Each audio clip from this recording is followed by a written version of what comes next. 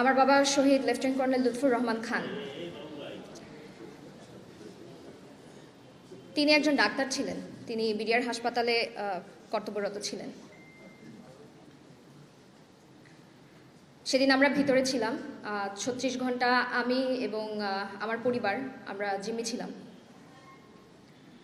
আমাদেরকে কোয়ার্টার গার্ডে নিয়ে যাওয়া হয়েছিল।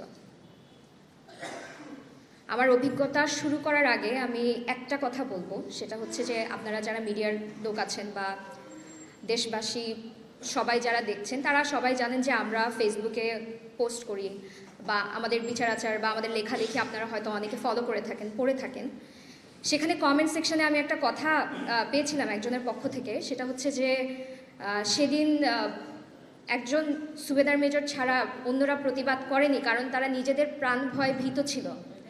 তারা কেউ প্রতিবাদ করেনি কারণ তারা যদি প্রতিবাদ করত তাহলে নাকি তারা সবাই সেদিন মারা যেত, বাকি অফিসারদের সাথে তারা সবাই মারা যেত।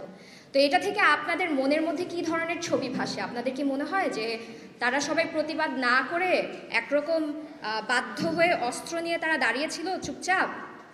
তারা দেখছিল অসহায়ের মতো, তারা খুব মনে প্রাণে চাচ্ছিল বাঁচানোর জন্য, কিন্তু তারা বাঁচাতে পারেনি? আপনাদের মনে কি চিত্রটা এরকম? আপনারা যখন সম্প্রচার করেন তারা জেল থেকে ছাড়া পাচ্ছে, কাঁদছে, তাদেরকে জড়িয়ে ধরছে তাদের সন্তানরা, আপনাদের মনে হয় এরা সবাই অসহায়ের মতো সেদিন হাহাকার করছিল অফিসারদের মৃত্যু দেখে? আমি আমার ফার্স্ট হ্যান্ড কাউন্ট, আমার নিজস্ব অভিজ্ঞতা শেয়ার করতে এখানে বসেছি। তারা কেউ প্রতিবাদ করে নাই, এটা অবশ্যই সত্য। যিনি প্রতিবাদ করেছিলেন তিনি শহীদ হয়েছেন, এটাও সত্য। ভেতরে যারা ছিল তারা শুধু প্রতিবাদ করে নাই, এটা তাদের অপরাধ না। তারা স্বতঃস্ফূর্তভাবে অংশগ্রহণ করেছিল। সেদিনের অপরাধ একমাত্র খুন করা না, সেদিনের অপরাধের সাথে অনেক কিছু ছিল। আমি জানি না আপনাদের আসলে এখানে বয়স কত বা আপনারা কতটুকু খবরে দেখেছেন। 2009 সালে যখন 36 ঘন্টা পরে আমাদেরকে ছাড়া হলো, আমরা যখন বের হয়ে আসছি এবং আমরা যখন টিভিতে দেখেছি, আমরা পরবর্তীতে যখন, আমার বয়স এখন 30, আমি এখনো পর্যন্ত কোনো খবর, কোনো লেখা, কোনো নিউজ, কারো ইন্টারভিউ আমি এখনো পর্যন্ত দেখতে পারি না। এবং আমি গর্ব করে বলি আমার নার্ভ যথেষ্ট শক্ত, কারণ আমি যা অভিজ্ঞতা, আমি নিজে যা এক্সপিরিয়েন্স করে আসছি, এটার পরে আমার পক্ষে সম্ভব না কোনো কিছু দেখে সহ্য করা যেটা আপনারা টিভিতে দেখেন। এবং টিভিতে 20%ও আসে নাই ভিতরে যা হচ্ছিল। এটা 25শে ফেব্রুয়ারির ঘটনা। সারা সপ্তাহ আমাদের সবার বাবারা ব্যস্ত ছিল।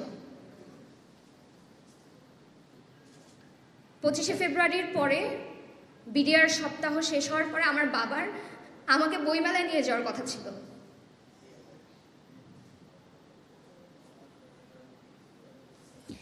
সেদিন সকালে আমি আমার বাবার সাথে শেষ কথা বলি।